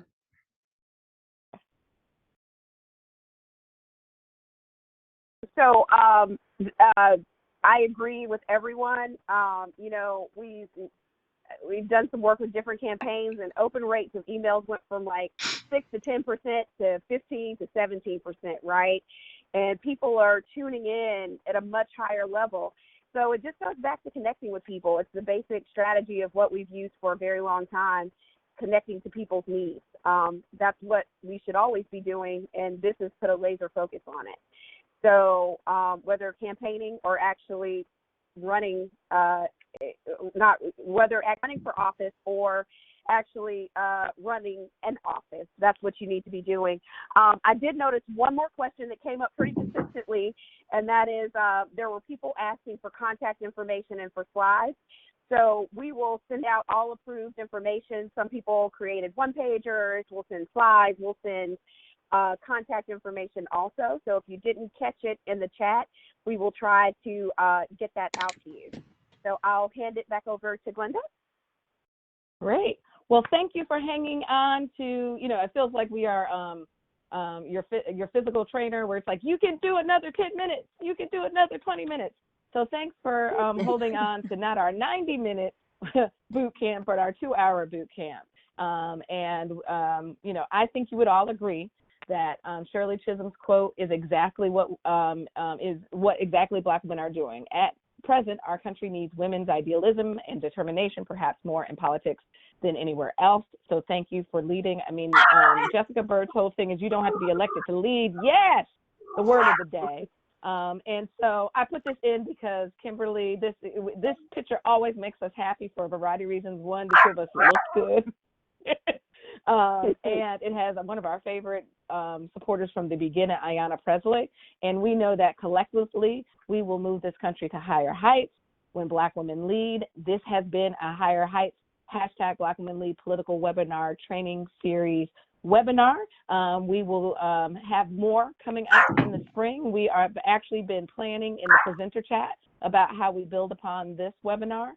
If you are on this webinar, wasn't a member, you signing up, becoming a member activated your activist membership, which means it is a free membership that unlocks access to webinar content like this. And we hope that you will become an investor member to help allow us to continue to fuel this work. The other piece is we need you to be a builder. So that website, higherheightsforamerica.org, allows you to share this information with your network and to fuel the campaign. As I mentioned, I forgot the slide was here. You know, investing in this moment helps us be able to help to gather Black women, inform Black women, invest in Black women, and to move this country forward. And finally, since you are a member, Higher Heights for America PAC is going to be having one in a series of meet and greets we're doing with our endorsed candidates. We kicked this off earlier in the year, and so this Tuesday we will be meeting Desiree Timms, Michelle Broom, Jackie Gordon, and Candace Venezuela, who are all running for Congress, and we need to send more Black women to Washington to help us through the recovery and beyond. So as members of Higher Heights, you have an opportunity to be engaged in our work, where we will gather Black women that are running for office on the federal level, statewide, executive level, and top 100 mayors. Please continue to stay safe. Tell your folks to stay in. And thank you to our trainers, 12 amazing Black women that have been leading: Jessica Bird, Aisha Dew, Rhonda Fox, Nadia Garnett, Ashanti Gollard, Latoya Jones, Rachel Joulard, Tongue-Tied, Mathoni Wambu Crawl, Carol McDonald, Atima Omari, and our co-founder, Kimberly Peeler Allen. And I am Glenda Carr. Thank you for joining Higher Heights # Black Women Lead Black Women Lead Campaign Boot Camp. You'll get an email. We want to know what you thought you loved about this, what more you would like to see, so that we can build out more programming for you to sit in your house, in your pajamas, in your yoga pants, and be able to have the tools you need to continue to be Black women who lead. So thank you, everyone.